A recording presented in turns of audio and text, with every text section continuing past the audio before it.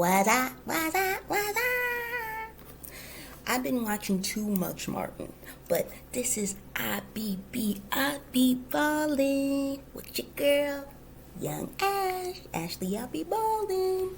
Yo, I'm gonna get down to the nitty gritty. You know what I mean? I'm gonna recap the NBA playoffs first round and preview, the second round and give you my predictions.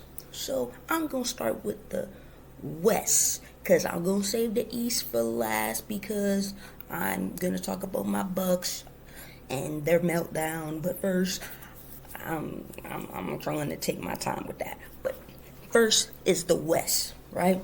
So you got the Nuggets versus the Timberwolves, right? The Nuggets won, obviously. We kind of already knew they would. I think the Timberwolves got a bright future. They just got to figure out who they're going to build with Anthony Edwards, right? He can score all three levels. Their Twin Towers, Gobert and Towns, I don't know if they fit together. I don't know. I thought they would be like super dangerous, but it just hasn't happened. Maybe in year 2 it will be. Towns was injured, obviously. Nas Reed was injured. McDaniels hit his hand. We could have saw him in the playoffs doing some dangerous things defensively. But all of the credit goes to the Nuggets. This could be the Nuggets' year to finally go to the NBA Finals. Jokic, no one can guard him. The triple-double, and Murray is finally healthy. Michael Porter Jr. is finally healthy. They got KCP. They got Bruce Brown. They just took care of business. Yeah, they let one slip, but that's all. They took care of business. They took care of business. They took care of their business. And Jokic, he just continued to put up historic numbers, historic seasons constantly. And no one was going to mess with him in this first round. You know what I mean? No one was going to mess with him in the first round. No one was going to mess right about the first round. One of my favorites was the Suns and the Clippers, right? Especially that first game when Kawhi went off. But here's the problem. The Clippers weren't healthy. If the Clippers were healthy, that would have probably been my favorite series. But it was basically supposed to be Kevin Durant versus Kawhi Leonard, and I heard it was like they faced each other like 6 times in, Leonard's first years of being in the playoffs. And both of the teams were top 5 in mid-range. It was supposed to be awesome. And what the Clippers got to figure out is, can we really be a contender if we're not healthy? Because they are a contender. But if PG-13 and Kawhi Leonard can't get healthy, it don't matter. They got so much depth. They got, Covington. They got Mann. They got Norman Powell. Ooh, I would love to have him coming off my bench. The Bucks bench, for real. Who else they got? Zubac. Right, they traded for Plumlee, but Ty Lue is a great coach, right? Russell Westbrook, he was, terrible for the Lakers, right? But come to the Clippers, they believe in him. He was magical. And I just think, man, I don't know what the Clippers going to do because it's all about health. But the Suns, they did what they had to do. KD and Booker, you see that you can't double team them, right? So Booker was going off, right? Normal double teams would have came Booker's way, but you got KD. And teams are forcing CP3 to shoot. They're like, we don't want KD and Booker to shoot, so CP3, have at it. But even he gets to a spot, bam, swish, So Suns just took care of business. They took care of business. Now, I'm going to talk about the Nuggets and the Suns matchup my prediction. This is probably one of the hardest ones to predict because I feel like both teams are not known for defense. And I feel like maybe the team that puts together better defensive games are going to win. I think the Nuggets got better depth. They've been together longer, and they're healthy. But it's like, who's going to stop Booker? Who's going to stop KD? Right? It's like, but the Suns, they don't have as much depth, in my opinion, as the Nuggets. And the Nuggets shoot more threes. So I'm going to go Nuggets in 7.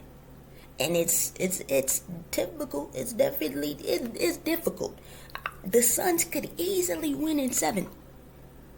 Easily. I could easily be wrong because it's KD and Booker. I don't see them losing. And then you got to worry about Aiden, and CP. I just don't know if they have been together that long. And I don't know if they have enough depth, right? If I just go based off of talent, it's the Suns. But if I'm going with teams that been together longer, I just feel like this is the Nuggets' year to break through, get to the NBA Finals. And I'm rooting for them. I hope they do it, as a small market lover, small market team myself at the Bucks. I hope they do it. I think that the Suns are going to be very, very hard to put out. And that's why I think this series is going to go 6 or 7 games. And it's going to be tough because both of them, it's going to be high-octane offense. And it's like, who's going to put together the best defensive stops, And you kind of don't know, right?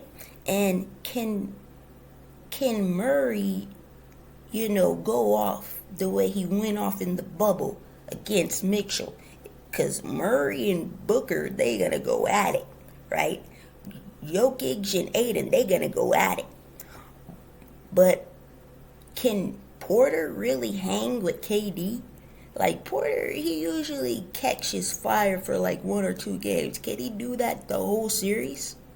So many questions. There's so many questions, honestly. But my best guess is the Nuggets in 7. That's my best guess. That's the best I can get, y'all.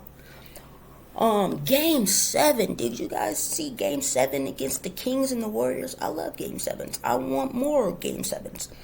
And it was a great game, but eventually the Warriors pulled away. Why? Because Curry with the shot, boy. Curry with the shot, boy. He went ham. Right? 50 points. 50 points in a Game 7. That's the most in a Game 7 ever. And Kevon Looney, 414, boy. He had 21 rebounds, kept getting them offensive rebounds, had 10 offensive rebounds. He had 3 games with 20-plus rebounds. So, yeah, he's a problem.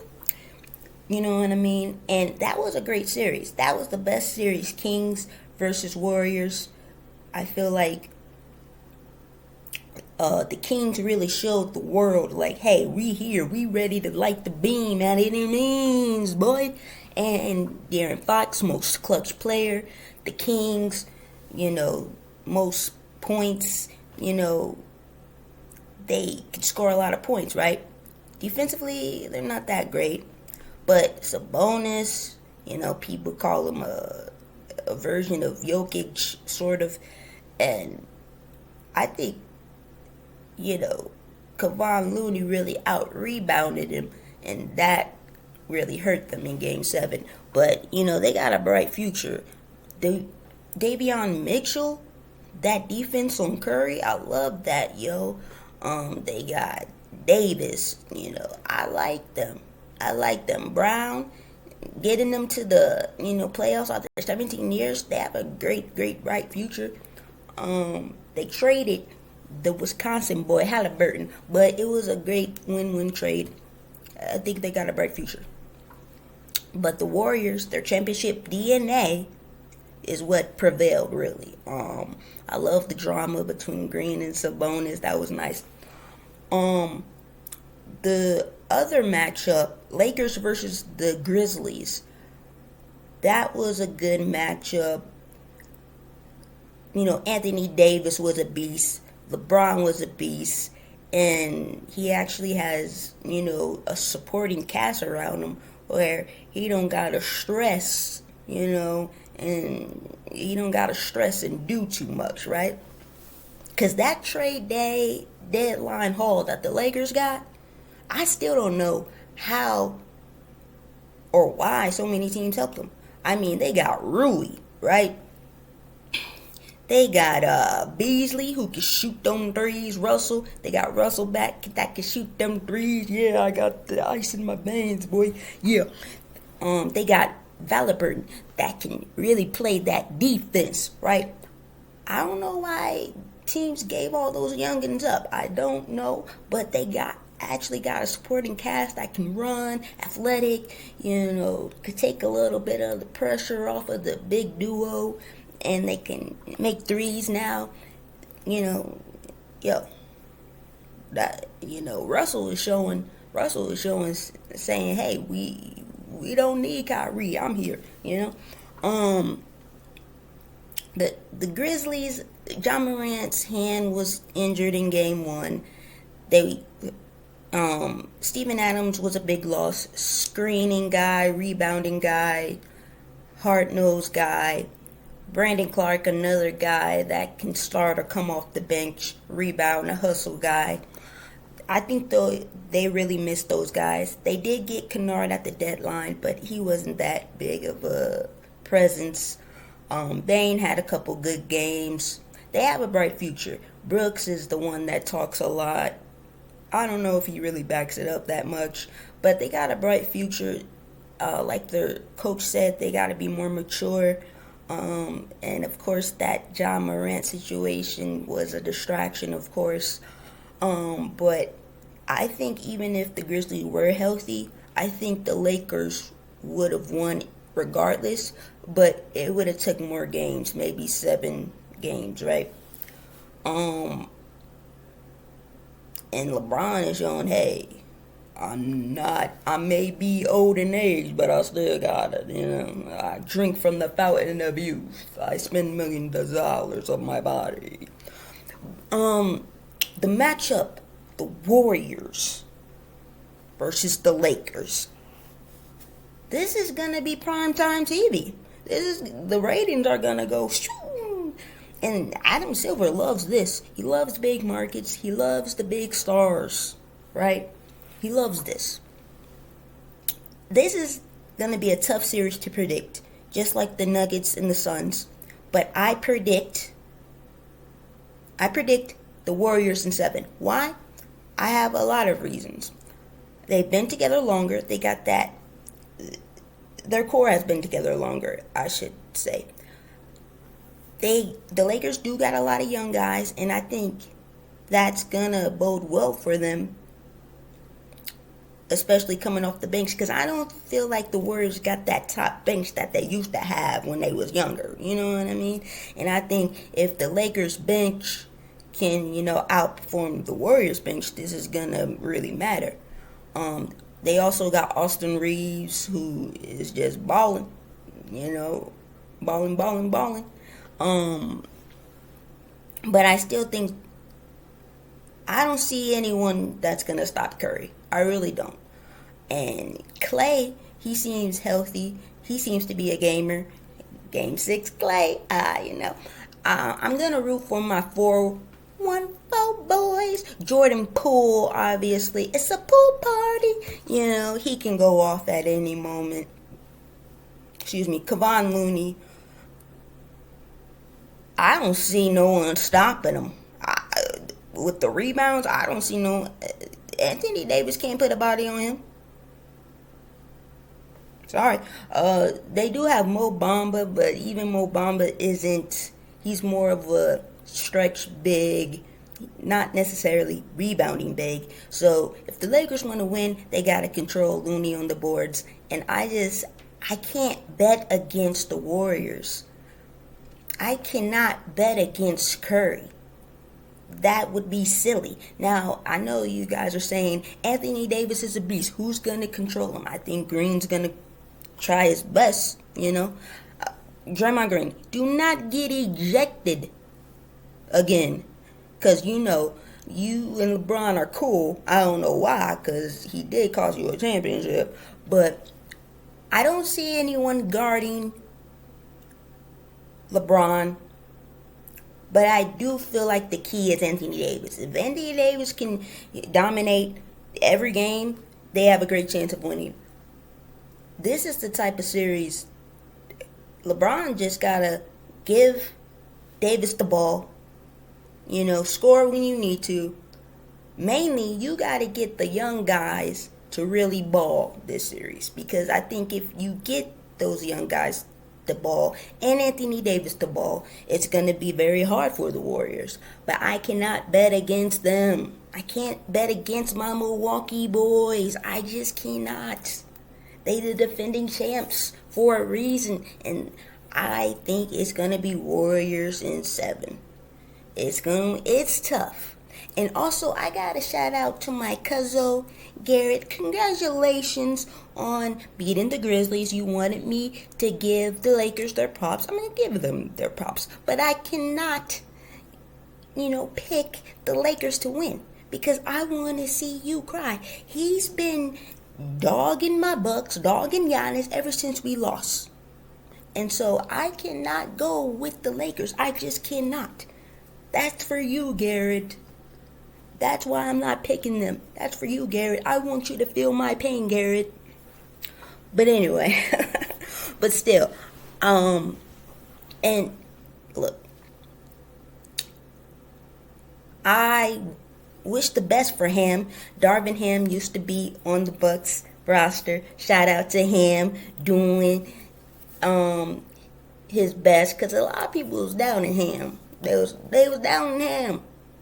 But he got them together, didn't he? They was the 13th seed. Now they was the 7th seed. Congrats. But I can't go against the Warriors. I just can't.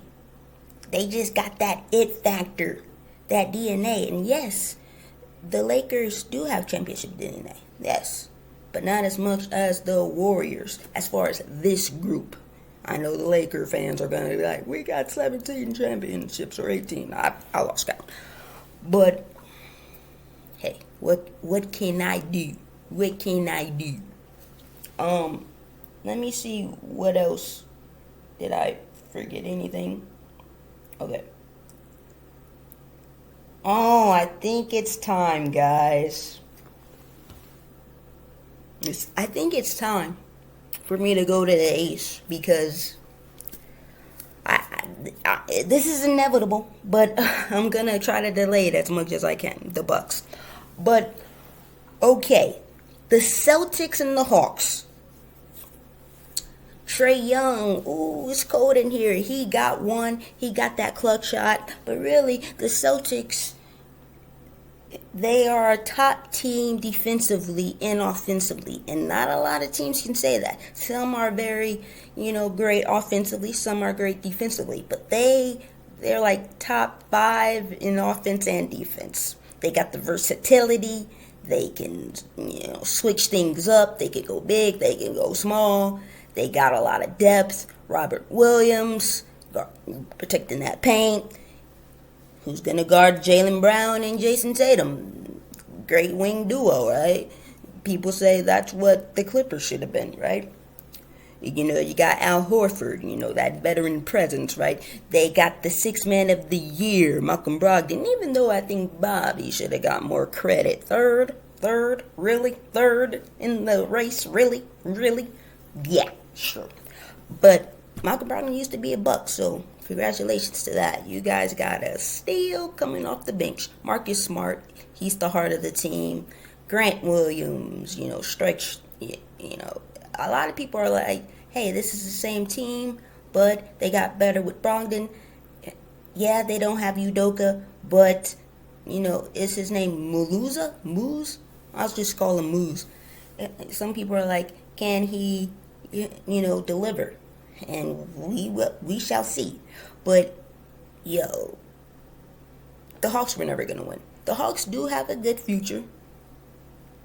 Traeyoung, I think Quinn Snyder, he's going to try to get them to play better defensively and play better. Stop being a coach killer, Trey. Just kill people on the court, Trey. Be cold, Trey. I do like the Murray pickup. Losing Herter hurts. Get it? Herter. Don't hurt him. Losing him hurts. I don't know why y'all traded him. He was great for the Kings. They got Capella, and then they got Capella's twin, right? They got Collison. They have a bright future. They have Hunter. Now it's just about who is Hunter and Collins going to continue to get better to go with Trey? Are they going to trade some of their young assets maybe? Who knows? I do like Double B, Bogdan. He's a sniper for real. I think getting rid of Herter hurt them, though. They're a top 10 offensive team. Traeyoung, could get you 30 and 10, They'll be back. But it's the Celtics. If the Celtics don't make the NBA Finals, I would be shocked. I just would be very, very shocked. The 76ers, they beat the Nets. They swept them, which good for them because they needed the rest. Joel Embiid was just straight up dominating. Obviously, some people are like, their window is closing because Harden's not going to get any younger. But I still feel like, they have Maxey, and I feel like to the maximum. I feel like even if Harden doesn't play like himself, they still have Maxey to back it up. Harris, they got Nang. They were just more talented than the Nets. The Nets, I don't know what they're going to do. I feel like, obviously, they're going to re-sign Cam Johnson. He's a sniper, stretch four. Bridges really shocked me because it's like, wow, I didn't know he had all of this in his game to be a number one option. Wow. And they have a lot of veteran players, Dinwiddie, Curry, Seth Curry, O'Neal. What are they going to do? Are they going to rebuild? Are they going to try to be a playoff team? What are they? Because it's like they have young players, they have vets, but they don't have a star, kind of like the Raptors, right? And I think that's what they need, a star. And they got Nick Claxton, who really improved again defensively. I just don't know where they go because they need a star. If they had a star, that team would be very, very scary. But as far as the 76ers, bad news for the next round. Joel Embiid is hurt with a sprained knee. And so, 76ers, Celtics. I feel like the Celtics are going to win, right?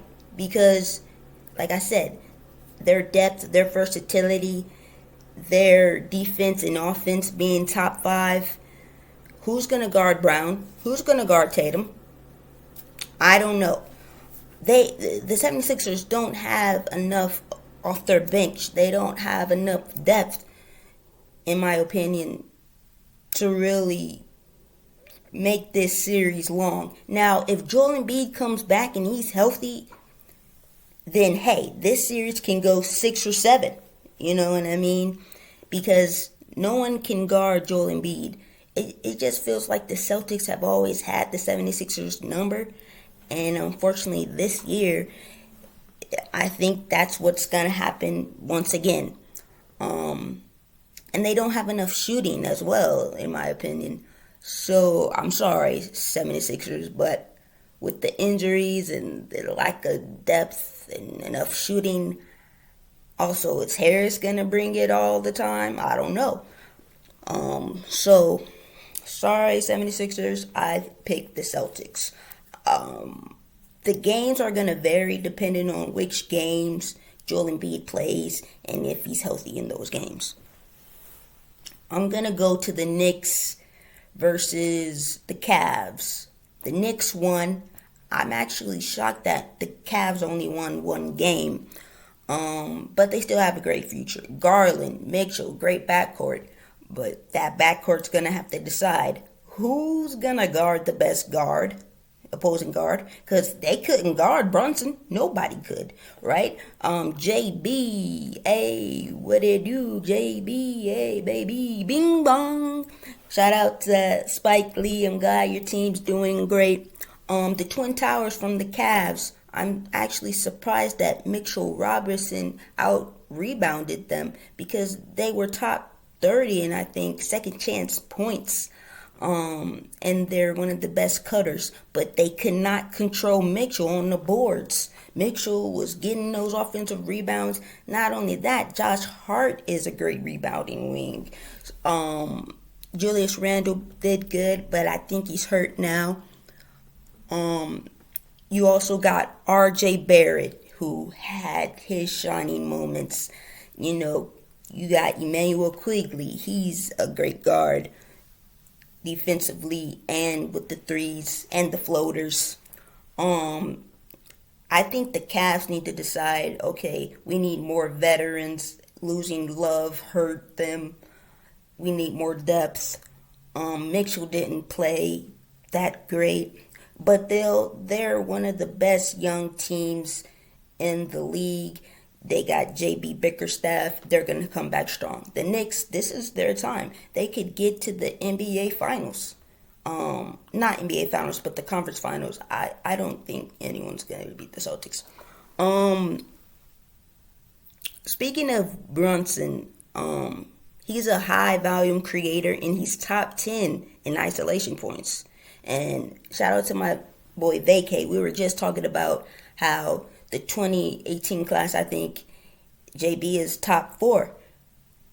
That's how he ranked it. He was like Luka, Trey, Shy, and then Brunson. And I was like, I don't disagree. And he fell. And I was like to my boy Vacay, he fell because teams overthink the draft. They think, oh, you stayed in school too long. How old are you? How much potential you have? Have you reached that max ceiling? And sometimes players fall because of injuries, right? Brogdon and stuff like that. But it's like, and that's why teams didn't want to get Luka. They're like, yeah, he's the MVP of the league in his league. But it's like, oh, he's slow. He's not fast. He's not,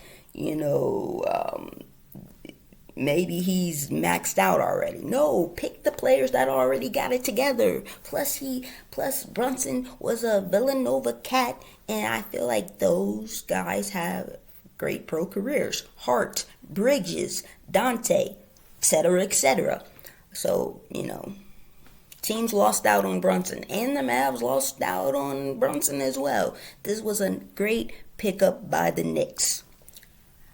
Okay, I done avoided the inevitable. Okay, let's talk Heat and the Bucks. The Heat outworked us. Congratulations. All credit where credit's due. They outworked us. They outplayed us. Spo outcoached Bud. Jimmy Butler, yes, was the best player in the series. Giannis had a bad back. And everyone's talking about, oh, he missed 12 free throws. Well, if he had a bad back and he already has a history of missing free throws, yeah, that mixture is gonna happen. But the Heat shot lights out. Great shot making. We couldn't guard Butler. Drew Holiday, who was voted the best NBA defender by the NBA players, could not guard Jimmy Butler. Wesley Matthews did a better job on Jimmy, but still, we could not guard him. He was giving us 50s. And, he even said to Drew Holiday, I own you. And that was terrible. That's not a good look. And he did own Drew that series. And, Garrett said that the Heat are the Bucks' kryptonite. And, throughout battles in the bubble, the Bucks lost. The Bucks came back that year, and we swept them. And I think a big reason why we swept them is because we were hungry for it, right? The Bucks weren't hungry. The players were inconsistent. They weren't competing every game, diving for 50-50 balls every game. Maybe they thought they could just turn it on, but we're the Bucks. We aren't that type of team that could turn it on. We don't have that type of talent. We have to compete for everything we have. And everyone is talking about Giannis's failure speech, which is great for, the young kids and the adults, because I do think failure, failure is steps to success if you really think about it. Even Kobe said failure does not exist. And everyone's like, oh, Giannis' PR team is really spinning this greatly. Well, you can't tell a guy like Giannis that he's a failure. Why? Because he came from nothing. He was selling stuff on the streets. You're not going to tell a guy like that he's a failure. And also, for his mindset, sometimes it's the mind. Sometimes you have to have a great mindset to get you out of, the pits, and the valleys throughout life. And if you just constantly think, oh, I'm a failure, you may not get out of that failed position, right? But the Bucks, we did fail. It wasn't our year. But the thing that I want to talk about, what Giannis said, it wasn't the failure talk. It was when he said that the Heat were competing to beat the Bucks, and the Bucks were trying to win a championship and got ahead of themselves. That was like, wow. That quote spoke to me, because I'm like, why aren't the Bucks playing like they did? Why aren't they acting like they want this? Maybe they thought, since, hey, they're the number one seed, we have home court advantage throughout the playoffs, that we were just going to get to the conference finals against the Celtics or the 76ers, that we are just automatically going to get to the NBA finals. Like, no, it don't work like that, Bucks.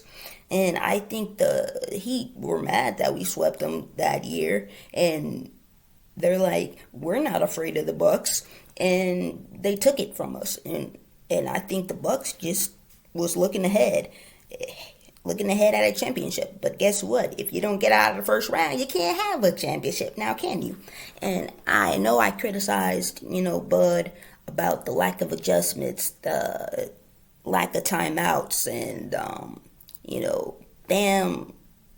Giannis probably should have been on Jimmy Butler more, right?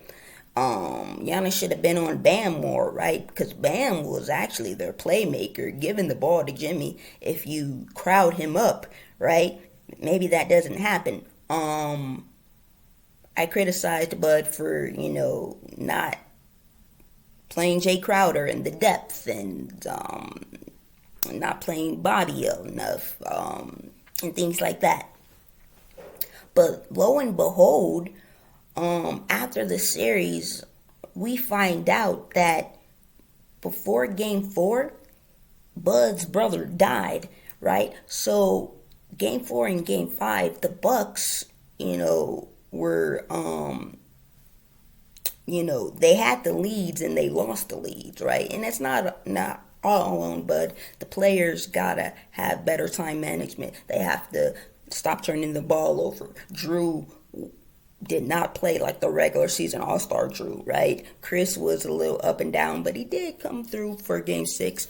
We didn't feed the post enough. We didn't feed Bobby and Brooke enough. But my thing is like, yeah, I think I was too harsh on Bud, because, sometimes as a fan, you fail to realize, hey, these players and coaches, they all have lives after the game and before the game, and it's like, if there's somebody sick, right, or somebody that dies very suddenly, of course you may not be in the right headspace, you may not be in the right frame of mind, you may lack some focus, you may make some mistakes. So, and some people are like, well, maybe he should have just took some time off for his assistants. But it's like, yeah, he probably could have, but he probably didn't want to let the team down as well, and it probably could have been a good distraction to distract him from it, right?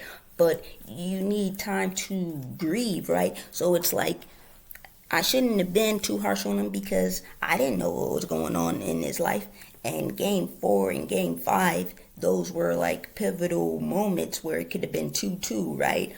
And we lost leads, right? And there could have been some changes that could have been made. But if there's a death going on and you're worried about your family and you're supposed to really be grieving, take some time off work, right? So, and I'm not saying that's the reason. And basically what I'm saying is I was too harsh on Bud, about his, adjustments or lack thereof when, hey, if somebody dies in my family, I'm not gonna even want to go to work. I can't even concentrate, right? Let alone on a big freaking game. And that's probably why the Bucks are taking their time, right? Because he did bring us a championship, and I thank him for bringing us a championship. And, it's like, what do you do? It's like, you don't want to fire someone right away, right? Because he's grieving and he's part of your family. But also, you don't even know that the other coaches out there can, bring what Bud brings, right? And I feel like there's always going to be a coach, right, that you have problems with. Like, oh, I like this about him, but I don't like this about him. He does this great or he doesn't do that great, right? And I feel like that's going to happen with all the coaches. But, yeah, it's going to be tough, right? Because it's like maybe your job is on the line, but you also have grieving to do. So it's a tough thing. And so I think the Bucks are going to be back. Do not worry, Bucks Nation. Fear the deer. It just wasn't our year. If you don't like that, you can kiss my rear, because as long as Giannis is here, we will cheer the deer and we will win another championship. Why? Because a ship can't sail without its captain. Giannis is the captain. He makes things happen. Now let's get it cracking. Hey! But no, seriously, I think the Bucks are, I think they're going to bring back Burke, Chris Middleton, Drew Holiday, Bobby Portis, and I think everybody outside of those guys, I think they're going to honestly be looking for the trade market on all of those guys. Even the guys that I mentioned, who knows what the Bucks are thinking. They may think to trade Bobby and Brooke and Chris and Drew, but I don't think that's going to happen. I think they're probably going to try to find a new system, new plays, and they're going to try to figure out a way they can get over these playoff lapses in the threes, playoff lapses in the defense, and why all of these teams just shoot the lights out on the Bucks, right? Maybe we need to get rid of drop coverage or not do it that much. Should the Bucks have doubled Jimmy Butler? I don't know, because the Heat, Gabe Vincent, Max Strus, Kevin Love, Bam, they all did their thing. They were shooting lights out. They were playing hard-nosed defense, and everyone's like, their defense wasn't that great in the regular season, and their threes were like 34%, and then it was like 46% against the Bucks. And some people are like, well, it'll regress.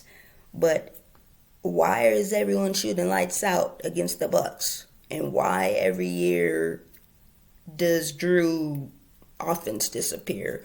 Why every year? We did improve on defending our threes this year, but it didn't work in the playoffs. So I think they're going to try to figure out, John Horst is probably going to figure out, what can we do better? Can we What's it like in free agency? What's it like in the trade market? Are we going to stick with Bud? Or do we have to tell Bud to switch up his system?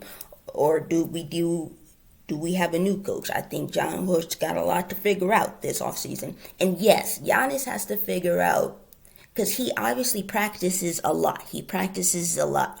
Practice makes perfect. He practices free throws a lot. But sometimes, just because you practice free throws a lot doesn't mean you're doing it the right way. If you practice the wrong way, then it's always gonna... Hey, you need a new free throw shooting coach. Go to Dirk Nowitzki as coach, or Drew Halen, or hire me as your free throw coach. I'm really good at free throws, best believe. And I loved Giannis shooting hook shots in like game 6. He shot a lot. He didn't make all of them, but I'm glad that he was taking them. Why? Because I think he does need hook shots in his repertoire more.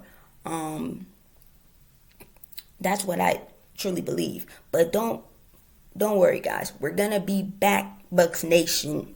It's just gonna take some patience. But the Heat, they deserved it. Now the Knicks versus the Heat. This is gonna be one of those games, that series like the Nuggets and the Suns, right?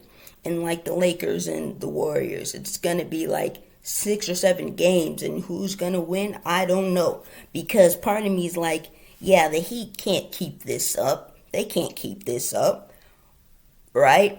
But we're one of the best defensive teams with Drew and Brooke and Giannis, but we couldn't guard them. So I don't know if the Knicks can guard them. Will Tom make some adjustments? Maybe. I don't know. So part of me is like, I can't bet against the Heat. They just beat my team. Why bet against Spo and Butler?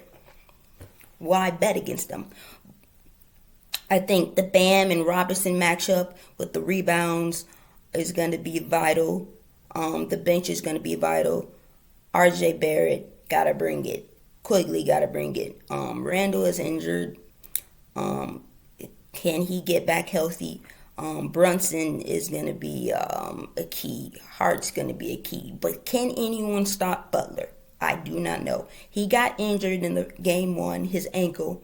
But I don't even know if an ankle sprain can stop Butler. I don't know. No one on the Knicks can stop Butler.